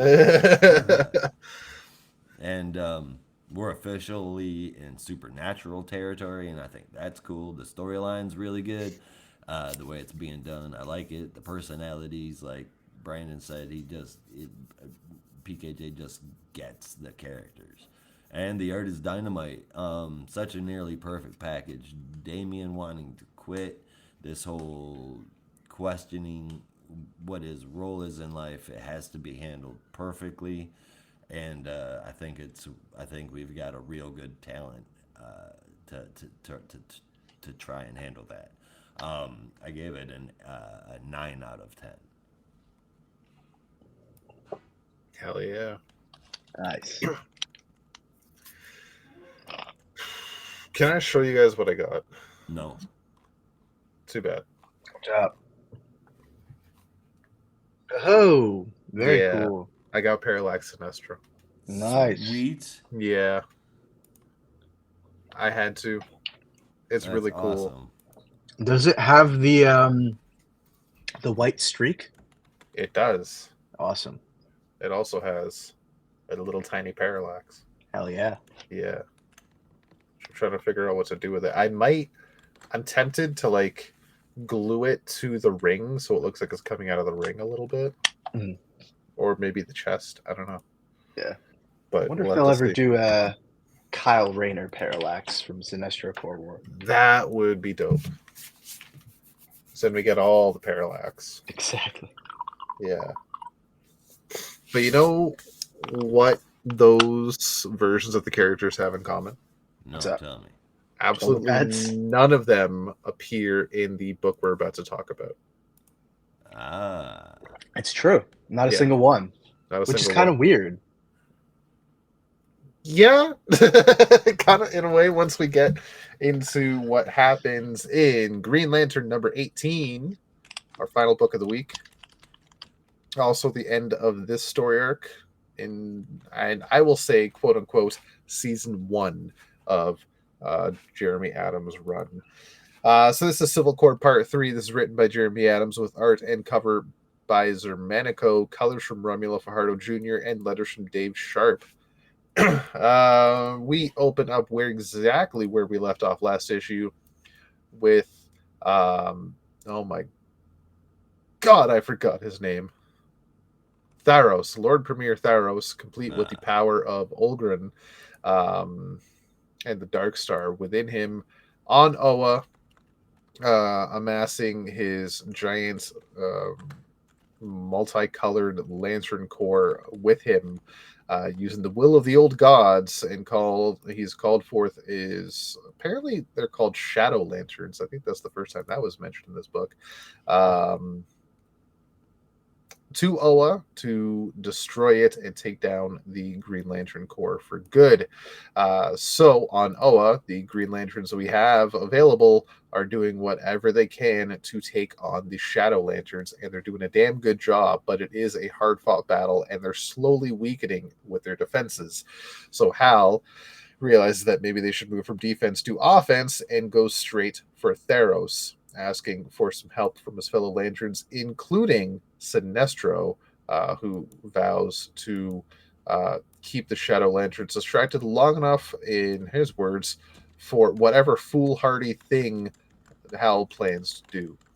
So we jump inside the Source Lantern, where Varen is absorbing as much Source Lantern energy as possible, and is using it to fucking ads take not really just take on, but more so destroy or absorb the power of the Guardians that are inside. And apparently that is what was inside the Source Lantern, was various members of the Guardians, dozens even.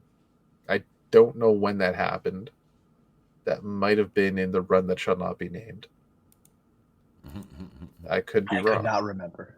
Yeah, I don't remember that at all. But Kyle is also there, and he is able to stand up, makes a sword construct, and takes the fight to Varen, and they have it out. Meanwhile, Kilowog and Jessica Cruz in the Chamber of the Unseeing are still, Jess is oh my god, what am I trying to say? Kilowog is under control still, using Yellow Lantern energy and binding Jessica with some yellow snakes. And she uses her own willpower and her own strength and knowledge of fear and willpower to snap Kilowog out of everything that's happening. And we finally see, with Kilowog remembering his recent past, what the hell happened on Korugar. So what had happened was... Yeah. So he was fighting with Hal, and then the Lantern took him, and then he was semi-inducted into the Sinestro Corps, and then the Lantern blew up. He heard a voice saying, "You inspire great fear. You must carry my flame, for there are those who want to extinguish it." And he admitted that the warmth of the yellow light felt good, but that it was gone as the lantern exploded. The power battery exploded. And then some members of the Shadow Lanterns find Kilowog and say that Lord Premier Theros will want to interrogate him. And Lord Premier Theros kind of does just that, and instead indoctrinates Kilowog into his Shadow Lantern Corps. Where Kilowog apparently is just very skilled with yellow light now. But he's back to green thanks to Jess, and now the two of them get back into the world and join the fight. Carol, now we get back to wherever she is with the Predator, who is really sticking to the namesake Predator and being uber fucking creepy, even confessing love for Carol Ferris, being the embodiment of love and all that. Yeah, a little creepier than that, but yeah. Carol just doesn't like it at all and is really trying her best to fight against it. Meanwhile, Hal has broken through the Shadow Lantern offense amongst various other members of the Earth Lanterns and is gone straight to Theros, but his power with the old gods is way too strong, and gigantic fucking cable-like tentacles come, like hundreds of them, come pouring out of something. And it's too much for the lanterns to overtake. They can't get close enough. But this is when the source lantern cracks open and explodes. And we see that Varen ended up winning the fight. Kyle is unconscious.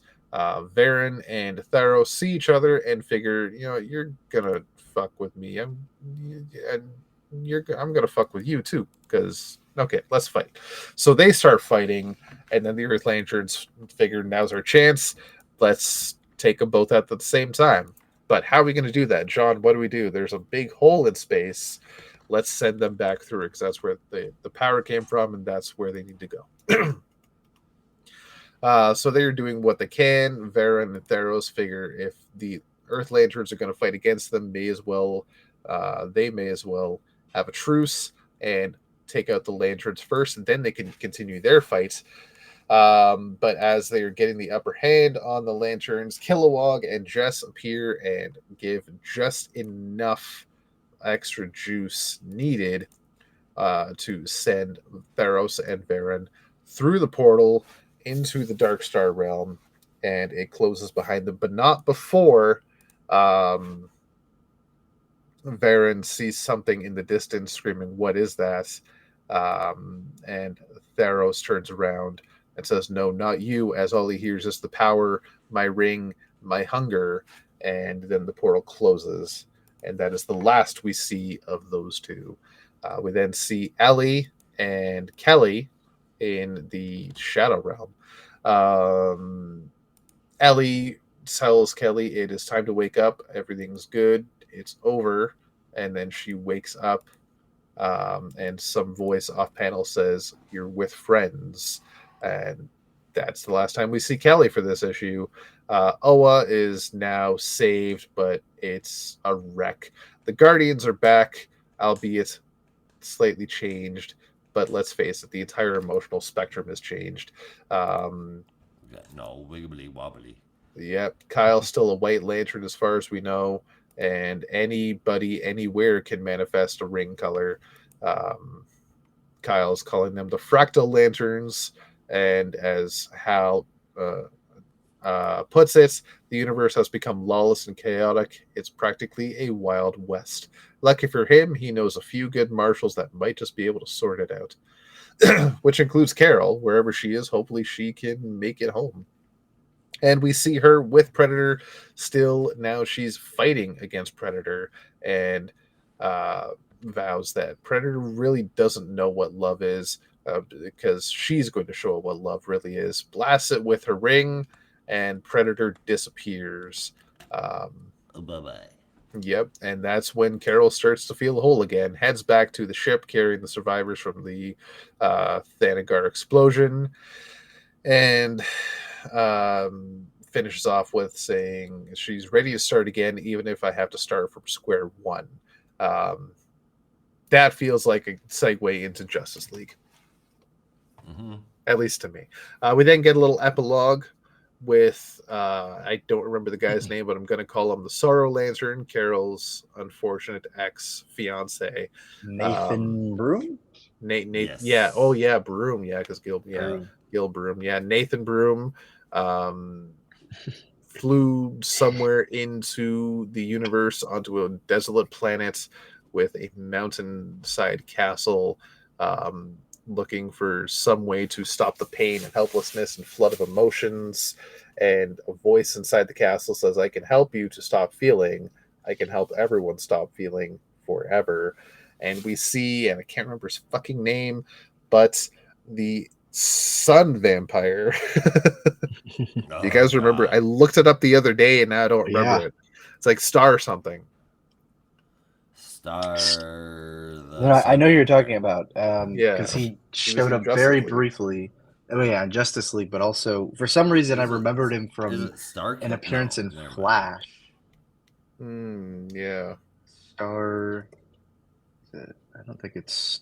No, it's not Star Slayer. It's a Mike Relpa. Star Killer. That's what I'm going with. Starbreaker. Starbreaker. Luciphage. The Starbreaker. Yes. The energy vampire. Yeah, so that was a nice little surprise at the end. So the Civil War is over, but the mission lives on. The next chapter begins in Green Lantern number 19 and Green Lantern Fractured Spectrum on sale next month.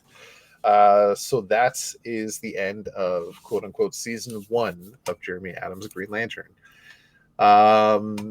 Leaves a bit to be desired still, because this is why I'm still putting it in like season terms. Consider this 18 episodes of season 1, leaving some stuff for season 2, because we still don't know the full extent of what's going on with Kyle, the full extent of the emotional spectrum. What's like, can Kilowog still access the Yellow Lantern energy? Sinestro still has Red Lantern energy. We need to figure out what's going on with that. Where is Kelly and who is with her? What is her status in terms of Lantern ability, if anything? And there's a few questions left to be answered. But I think we're going to get them fairly soon, in the next couple of issues, hopefully, while the next set of story is going to be set up, because now the Green Lantern Corps is back, and it's going to be not really, I'm not going to say bigger than ever, because that's been said before, but it's going to be more different than ever, maybe better than ever, because they have their work cut out for them. Their hands are full with what they got to do next. I look forward to it. I look really forward to it. Of new abilities. Yeah. And seeing, like, I really appreciate that Jeremy Adams is bringing in villains that are not just another Lantern. Like we're seeing Starbreaker. That's cool. Give me like universal villains that don't wear a ring. I'm all for that. Right? Make him a threat. And this looks like a credible threat. He's going to be the season 2 villain. Give me a character that's named Alien that looks just like the Predator. Because we have a being called Predator that looks just like an alien. Yep. Yeah. I like it. As do I. Enzo Manico knocks it out of the fucking park. Always. Yep. So this issue is getting 8.75.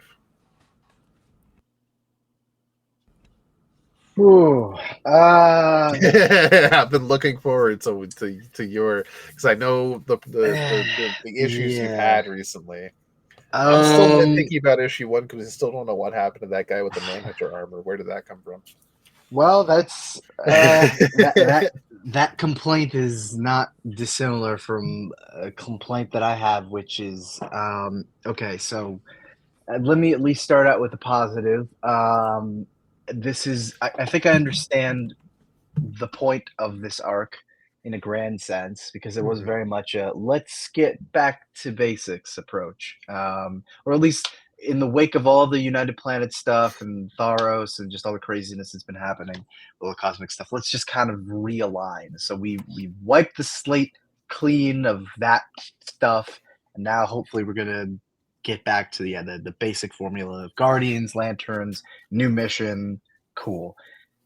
That's fine. I think my problem is the journey getting there. I would have appreciated this ending more if I felt like it had been a satisfying path to get there.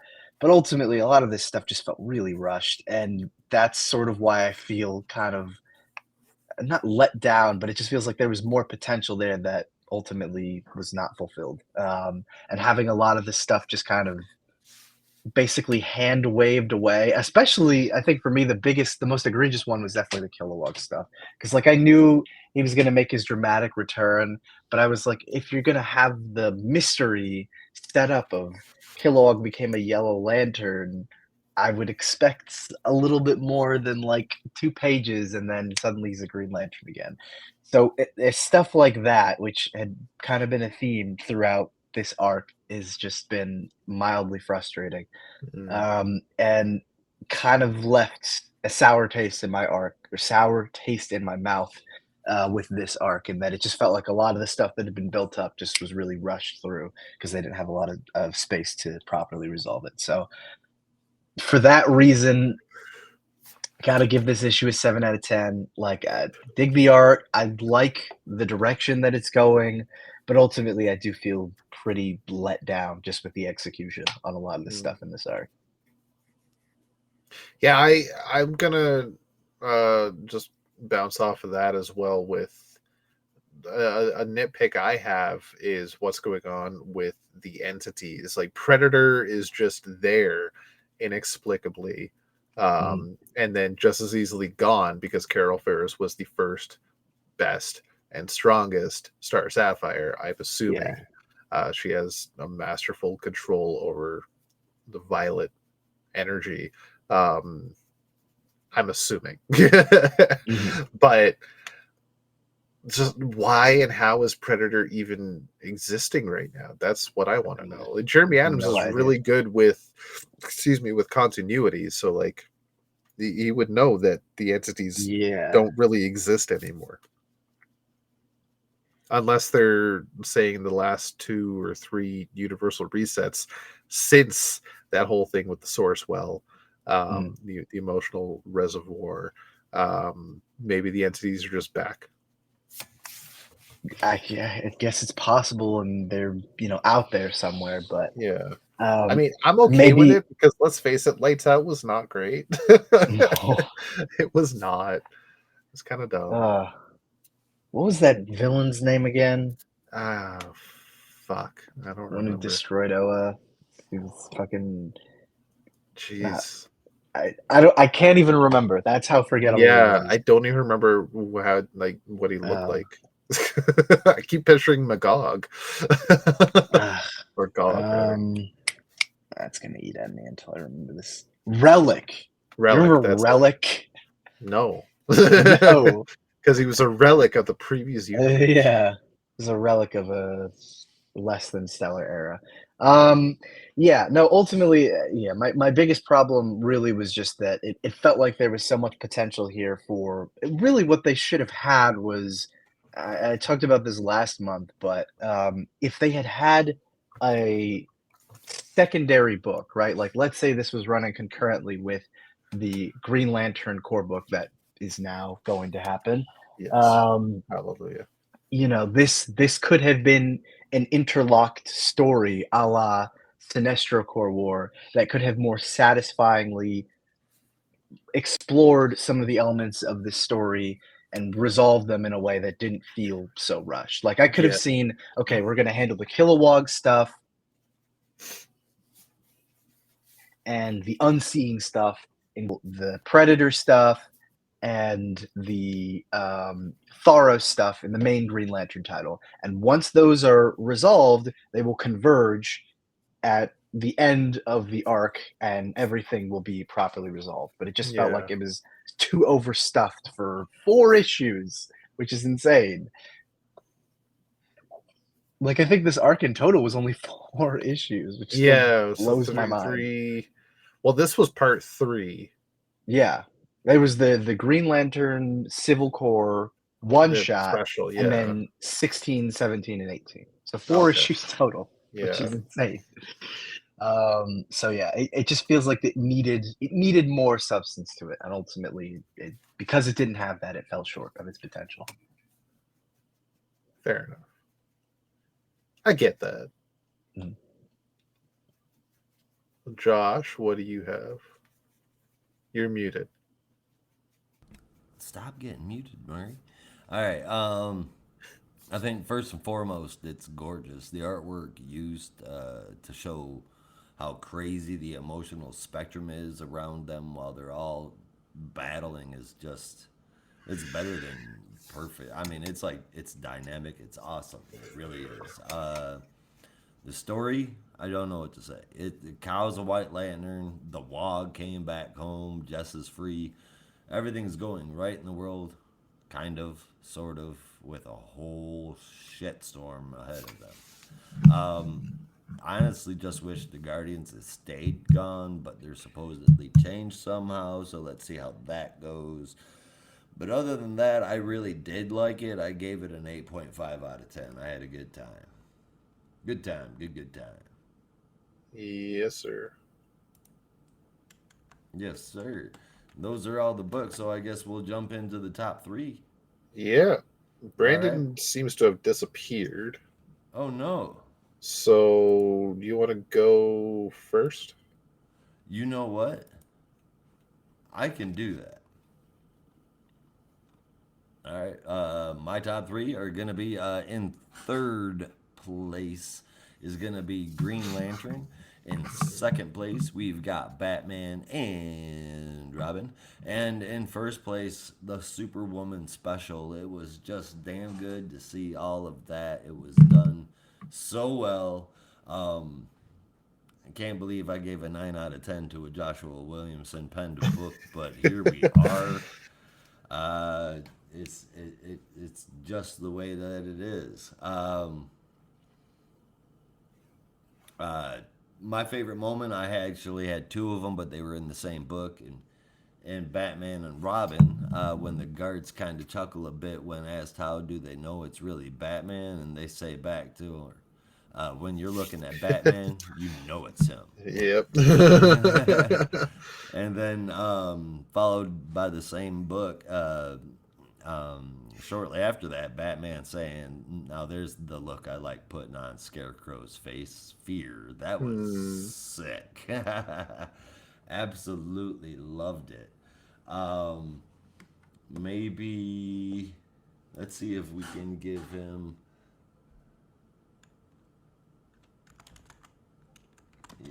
whoops. Oh, he's backstage. Oh, is he? Yeah. Okay, cool. All right. Yo. Hey. Welcome back. Well, you missed my top 3. But... I could hear it. I was backstage. Oh, yeah.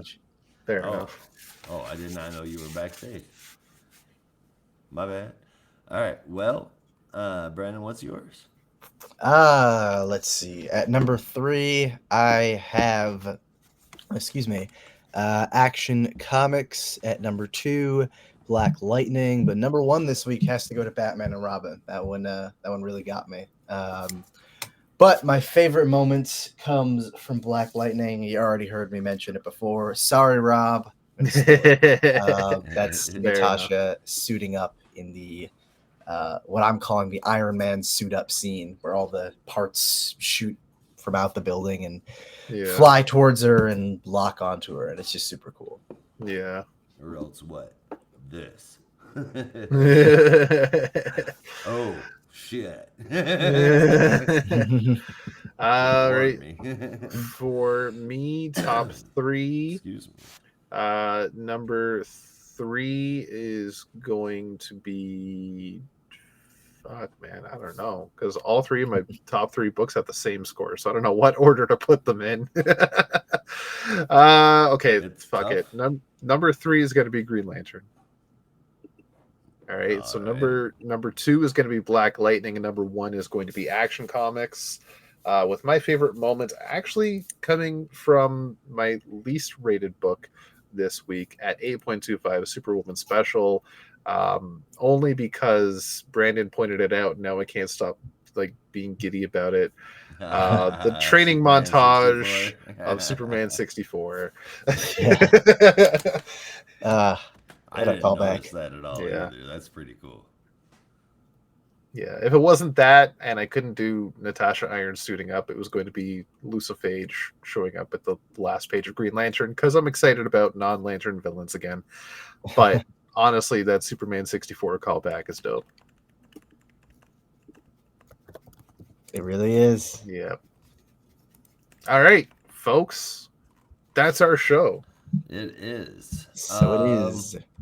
All right, and then next week's we're gonna be talking about Absolute Batman #3, Nightwing 121, Batman Superman's World's Finest, but that is not the only World's Finest, because we're also getting Green Lantern Green Arrow #1. Action Comics 1080 will be here, Titans 18, The New Gods #1, Question All Along the Watchtower #2, and Challengers of the Unknown #1. We've also got Wonder Woman 16, Batman and Robin Year 1 #3, which is just awesome. Catwoman 71, Dark Knights of Steel All Winter 6, John Constantine, Hellblazer Dead in America 11, Plastic Man No More #4, can't wait to read that one. Batman 89 Echoes 5, Batman Santa Claus Silent Night Returns #4, another weekly title that is just kicking ass. Jenny Sparks #5, Milestone Universe, The Shadow Cabinet #2, and then in the bigger books section, we've got Batman Bruce Wayne Murderer Turned Fugitive Omnibus coming out for $125. Robin Son of Batman by Patrick Gleason, the deluxe edition hardcover for $50, and Superman Kryptonite, the deluxe edition hardcover for $30. And that is next week too. So that is everything. That is the show. Thank you everybody for watching. We will be back next week covering all of DC's weekly releases. Same geek time, same geek channel, and that's the show. We're getting out of here, so you'll have to as well. Be careful out there, and remember, in the Geek Matrix, everybody has a home. In the Geek Matrix, you are not alone. Peace. See ya.